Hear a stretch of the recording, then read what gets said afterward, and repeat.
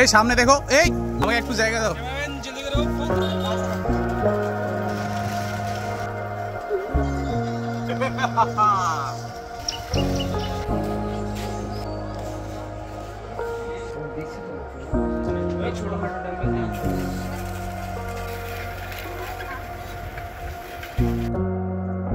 আমি সমেশ রায় অর্ক। আমার সাইকেলিং করতে ভালো লাগে, তাই ইচ্ছে হলেই সাইকেল নিয়ে বেরিয়ে পড়ি। এবার গল্পটা একটু ভিন্ন। সাইকেলিংয়ের গল্প শুনে কোচিংয়ের বেশ কয়েকজন স্টুডেন্ট ঠিক করেছে যে তারাও এবার সাইকেল ট্যুর দেবে, কিন্তু সমস্যা হলো দূরত্ব যেন বেশি না হয়। তাই অনেক কল্পনার পর ঠিক করা হলো যে আমরা সবাই রুদ্রপুর দ্বীপশিখা ঘুরতে যাব। সময়টা যেহেতু গ্রীষ্মকাল, প্রায় প্রত্যেকটা দিন সূর্যের কড়া রোদ মাথার উপরে থাকে এবং প্রচণ্ড গরমও পড়ে, সেজন্য তারিখ নির্ধারণে আমরা সবাই দ্বিধাদ্বন্দ্বে পড়েছিলাম। যাই হোক, শেষমেশ দিন তারিখ ঠিক করা হলো এবং আমরা সবাই বের হয়েও গেলাম। এদের এতজনকে একসাথে সাইকেলিংয়ে বের হতে দেখে আমি সত্যিই অবাক। কখনো ভাবিনি যে এরা এতজন সাইকেলিংয়ে বের হবে। আমরা একসাথে 25 জন বেরিয়েছি, উদ্দেশ্য রুদ্রপুর দ্বীপশিখা।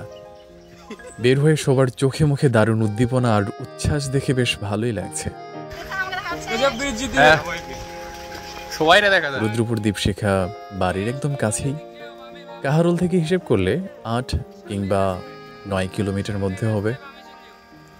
আমাদের ভাগ্য বেশ প্রসন্ন ছিল বলাই যায়, কারণ গত কয়েকদিনের মতো আকাশে আজকে অতটা সূর্যের তাণ্ডব ছিল না। আকাশে হালকা মেঘ ছিল, সম্ভবত হালকা বৃষ্টিও হয়েছিল কয়েকদিন আগে। তাই রাস্তার গাছপালা সবুজে ভরপুর, দুপাশে ধান ক্ষেত, মাঝে মাঝে দেখা মিলছে জারুল ফুল ও সাথে কদম ফুলেরও। এবং বাংলার প্রাকৃতিক সৌন্দর্য দেখতে দেখতে সাইকেলের বিশাল লাইন ধরে আমরা পৌঁছে গেলাম রুদ্রপুর দ্বীপশিখার দরজায়।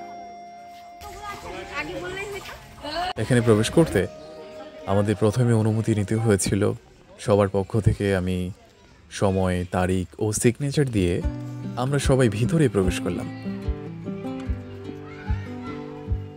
আমাদের প্রধান সতর্কবার্তা ছিল, যেহেতু এটা একটা স্কুল, এখানে ক্লাস চলছে, তাই কোনো প্রকার চেঁচামেচি কিংবা উচ্চস্বরে কথাবার্তা বলা যাবে না। ভিতরে প্রবেশ করে সত্যিই আমরা পুলকিত, কারণ গ্রামের মধ্যে এত সুন্দর করে সাজানো গোছানো পরিবেশে শিক্ষার্থীদের পাঠদান করানো হচ্ছে, যা আসলেই মনোমুগ্ধকর। এবার চলো এই স্কুলটি সম্পর্কে কিছু তথ্য জেনে নেওয়া যাক।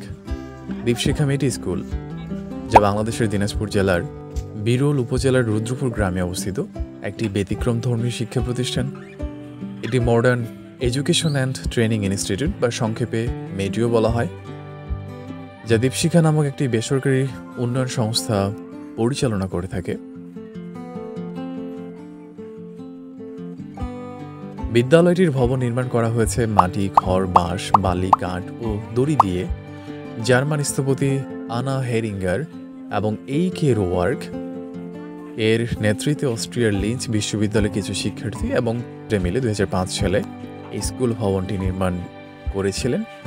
মাটির তৈরি দোতলা এই ভবনের নিচতলায় মাটির দেয়াল এবং উপরের তলায় বাঁশের চাটাই ও কাঠের কাঠামো ব্যবহার করা হয়েছে, যা প্রাকৃতিক আলো ও বায়ু চলাচলের জন্য ভীষণ উপযোগী।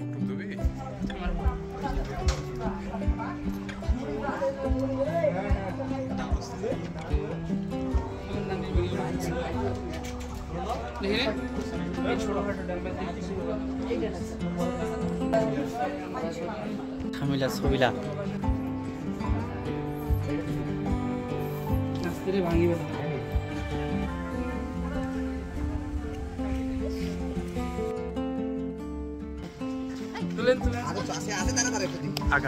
ভিডিও করছে স্যার, ভিডিও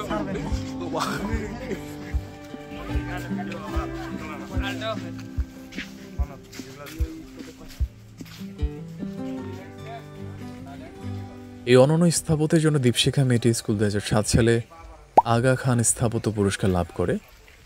এছাড়াও 2009 সালে আনা হেরিঙ্গার কোরি স্টোন ডিজাইন পুরস্কারে ভূষিত হয়েছিলেন। এখানে শিশু শ্রেণী থেকে 10ম শ্রেণী পর্যন্ত শিক্ষাদান করানো হয়। ও আরেকটা কথা বলে নিই, এখানে অনেকগুলো ভবনের মধ্যে প্রবেশ করার সময় প্রথমেই যে ভবনটা চোখে পড়বে সেটার নাম দেশি ভবন। এখানে কারিগরি শিক্ষাও প্রদান করা হয়।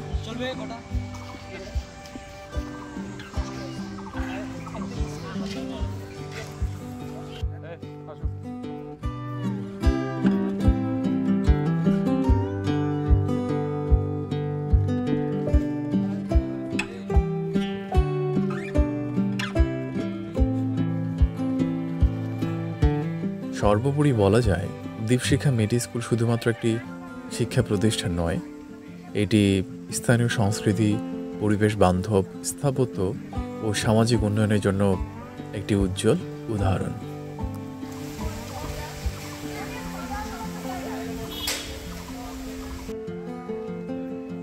আমাদের ঘোরাঘুরি দেখতে দেখতে প্রায় শেষ। যদি আপনার হাতে সময় থাকে তাহলে অবশ্যই এই গ্রামীণ পরিবেশে গড়ে ওঠা শিক্ষা প্রতিষ্ঠানটি ঘুরে আসতে পারেন। সাথে দেখতে পারবেন মাটির তৈরি এই দোতলা সুন্দর প্রাকৃতিক পরিবেশে গড়ে ওঠা ভবনটি। একটু কালে ওয়েট কর।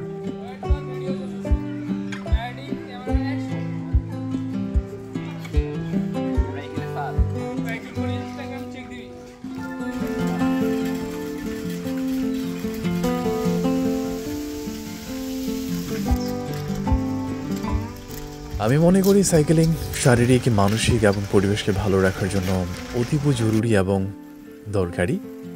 মন খারাপ, সাইকেলিংয়ে বের হও। কোনো বন্ধুবান্ধব নেই কিংবা কথা বলার কোনো মানুষ নেই, সাইকেলিংয়ে বের হও। শরীরচর্চা প্রয়োজন, সাইকেলিংয়ে বের হও। ওকে, দেখা হবে পরের কোনো ভিডিওতে। ততদিনে ভালো থাকো, সুস্থ থাকো ও একটি শুদ্ধ মন নিয়ে বাঁচো।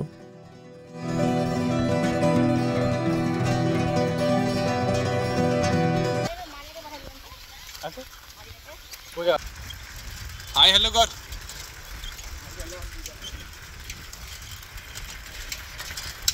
কি কিছু কব না? কি খাও? বলে দে যে থাকেন, আবার যান, আপনার সাথে কালকে আবার দেখা হবে। আবার দেখা হবে।